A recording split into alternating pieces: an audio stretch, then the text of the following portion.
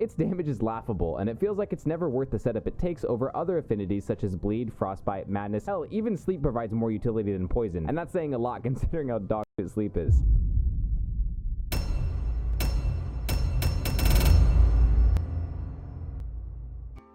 What's up, guys? I'm Syrobe, and once again, you all have been using sleep the wrong way. In my last mathematically correct poison and scarlet rot video, I said that poison was bad, like really bad. So much so that sleep is even better, even though sleep isn't that good. And I stand by that statement, but everyone seems to have it twisted. People thought I was just saying that sleep was bad, but really it was about poison being worse. I think sleep as a status is great, and it's way better than poison, but with the sleep builds that are currently used or meta right now, I think those are just not good. Again, not because sleep itself as a status is bad, but the available applicators for which we have sleep on are the issue. So sit back and relax as I attempt to reshape the meta with my new mathematically correct sleep build. Because as always, I do all the research, gameplay, and editing for these videos myself, so be sure to drop a fat like and a massive sub to help this video get through the algorithm and so that other channels don't take credit for it. And with that out of the way, let's start at why I think the current sleep meta builds aren't that good. At the tip of the iceberg, we have the most obvious Sword of St. Trina, pretty much the most well-known straight sword that has millions of videos on it already, so I won't go into too much detail with it, but the ideal scenario is having two of them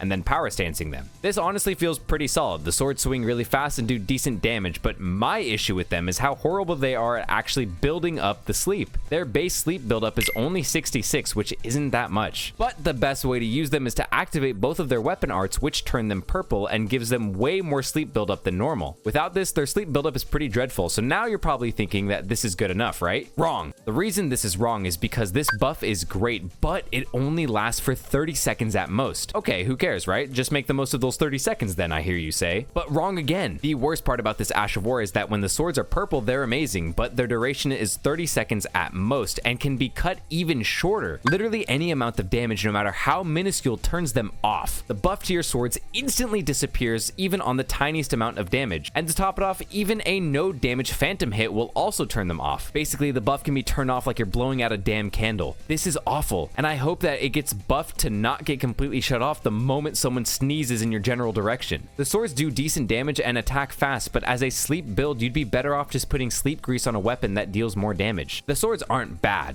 just inconsistent and obsolete compared to my build, which we'll get into later, but first, the other sleep build. If you don't use the Sword of St. Trina, you'd likely go for the Pulley Crossbow with the Sleepbone bolts. These are pretty good as well because if you hit 3 shots, they will instantly put almost anyone to sleep. And the best way to combo it is to use a Colossal Sword in your main hand and crouch poke them, because once they're stunned, it combos into the Pulley Crossbow Burst Fire and will instantly sleep them. Then you can use Giant's Hunt and combo this to pretty much 100 to 0 everyone. The issue with this sleep build is that sleep plays such a small factor in it. You use the crossbow to apply sleep, but it's awful because if you just run to the side, none of your shots will ever hit anyone. Using the crouch poke combo into the crossbow shots sounds great on paper, but the build is honestly better with this step removed. The build isn't really a sleep build, it's just utilizing the insane damage output from Giant's Hunt. To prove my statement, this is the exact same build but without the Pulley Crossbow. As you can see, the build is honestly less complicated and works the exact same, proving how minuscule of a difference the crossbow actually makes. It's a cool little gimmick, but realistically, Giant's Hunt is just good enough on its own. I could crouch poke, wipe my ass, and then Giant's Hunt, and it'll have the exact same effect as the Pulley Crossbow would. Again, don't misunderstand me. Both of these sleep builds are pretty decent, but only because it's the only thing people know how to do. Most people will look up builds on YouTube and find videos sort of like this one on how to make builds work. The issue is that larger channels usually give a generic and general setup to a larger audience, but the issue is that those audiences take that knowledge as fact and it trickles down to smaller channels like mine, where comments will try to correct me because I don't agree with what the larger videos are saying. My channel focuses on very analytical and in-depth builds featuring the highest available ways to min-max anything in Elden Ring because I don't touch grass, so I do this for fun. So finally, I present to you my mathematically correct sleep build. We're going to go over the weapons and specifically how they work, and I'll show my stats and gear towards the very end, but let's backtrack a little first and understand sleep and how it works. The sleep grease is something that you can put on any non-special weapon in order to artificially give it sleep buildup that it otherwise wouldn't have. This can be put on a ton of weapons, but not all of them. When a target is asleep, they either go fully asleep like the Godskin duo and remain unable to move for quite a long time, or they sort of just get stun locked for a few seconds, which leaves them vulnerable but quickly shake it off after. The sleep grease itself adds a very minuscule amount of sleep buildup and is underwhelming. However, we're about to crank this up to the max. Sleep grease is a status effect that requires it to be built up before something happens. Most greases add a flat amount of elemental damage, but a few greases like the aforementioned soporific grease is something that needs to fully build up for it to take effect. The buildup once again is pretty small, but it can be increased with your Arcane stat. It's a bit tricky how this works, so pay close attention. Arcane